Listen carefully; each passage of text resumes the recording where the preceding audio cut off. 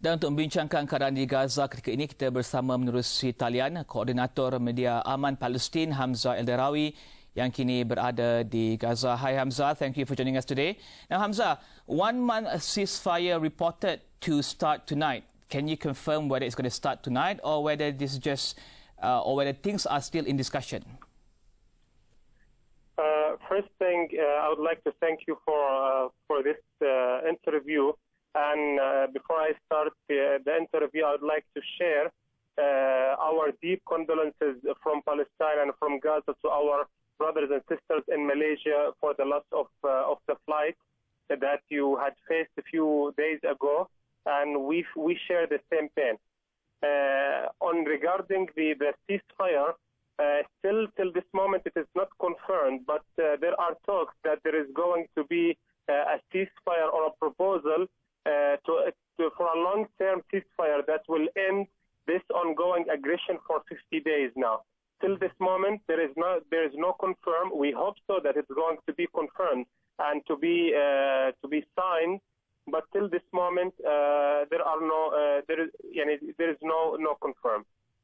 Okay, thank you very much, Hamza, for those kind words just now. And we Malaysians would like to also send our condolences to you on during this very trying time. But also, Hamza, we've recently received reports of Israeli bombings on apartment buildings around Gaza. Why apartment buildings right now? Because I think we've seen how destruction caused by apartment buildings and how people have lost a lot of, people have lost their houses.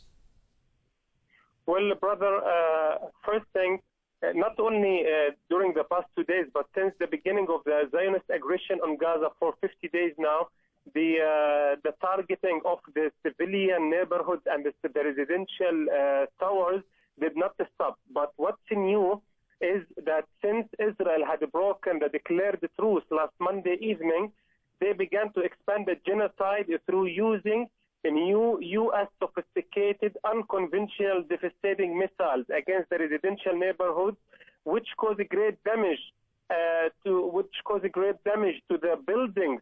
And just imagine, like just before yesterday, Al Zafar Tower in Gaza Strip, in middle of Gaza City, 14 floors tower, it's residential. It is full of 50 apartments, was completely destroyed. It just collapsed like a piece of carton. In the same night in Rafah, a residential building, 7 floors. It is Zohrab Tower, residential tower, 7 floors in Rafah too. Israel is using this new techniques or new weapons that they are U.S.-made weapons, and they are of mass destruction weapons, just to put the pressure on the people that they will revolt against their resistance to stop this war and to stop this genocide against them. But this is the ideology of the Zionists, that the more people you destroy, the more people you kill, the more buildings you destroy. This you will break their will, you will break their determination. And Israel did not achieve any military goals on the ground. So the only thing they achieve is killing civilians and destroying the infrastructure in Gaza. As in Gaza, the towers are considered a new phenomena, that we have towers and to become civilized. So Israel is now are focusing on the commercial places, the commercial centers, the residential, the civilian towers, the neighborhoods. Whenever they want to target, like they want to hunt one of the military or the resistance people in Gaza, they are ready to destroy the whole neighborhood. And this is exactly happened in Rafah a few days ago when they assassinated the 3 resistance leaders. Well, if they wanted to kill the 3 leaders, what are the 50 others sin? Why do they have to kill the other 50 people just to reach to 1 or 2 persons? This is what happened in Zohrab. This has happened in Kullab family in Rafah. The same thing happened to Al Dalu family in Gaza City when they tried to assassinate Muhammad al-Dayf, where they thought that he was there, but they only managed to kill his wife, to kill his several months old son, and his daughter 2 days later that followed her mother and brother. And Hamza, you've mentioned just now of these new weapons, the new America or US-related weapons that you mentioned just now. Is this in line with the vow from Israeli Prime Minister Benjamin Netanyahu to increase intensity of the attacks a few days ago? Well, yes, brother. This comes at the same time of his threatening.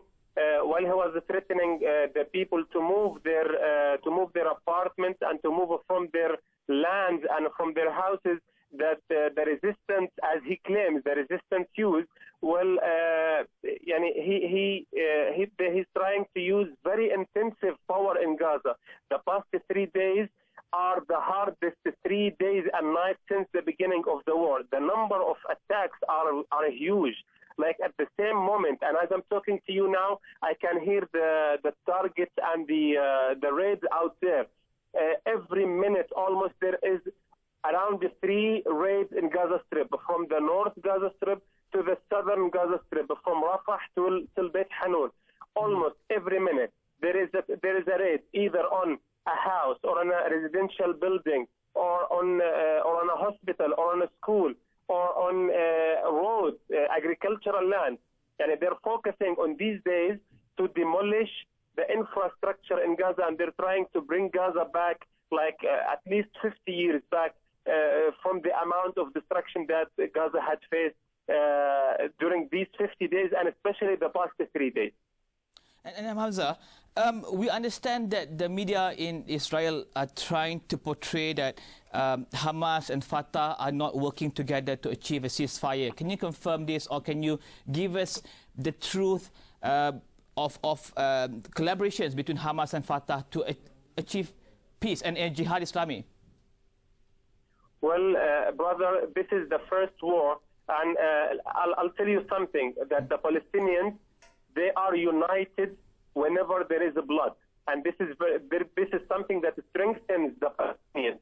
And since the first day of the war on Gaza, the Palestinian negotiating delegation was a unity from Hamas, from Fatah, from Islamic Jihad, from all the Palestinian parties. And the ones who are working on the ground, the military, the resistance, they are from all the parties, from all the Palestinian parties. And the ones who are negotiating in Cairo, it is a unity, the negotiating delegation that represents all the Palestinians, and their decision is one decision that represents all of them. And this is something that Israel is trying to use to break into the Palestinians and to break into them and make them not feel unity and strong as they are. But the Palestinians are united behind the weapons, behind the resistance, and at the same time they are united in the negotiation, and they have one decision only that represents everyone. And this is like almost this time, every time, whenever there is an aggression, they are united, but this time they are mostly united that we did not ever see before. Thank you very much, Hamza.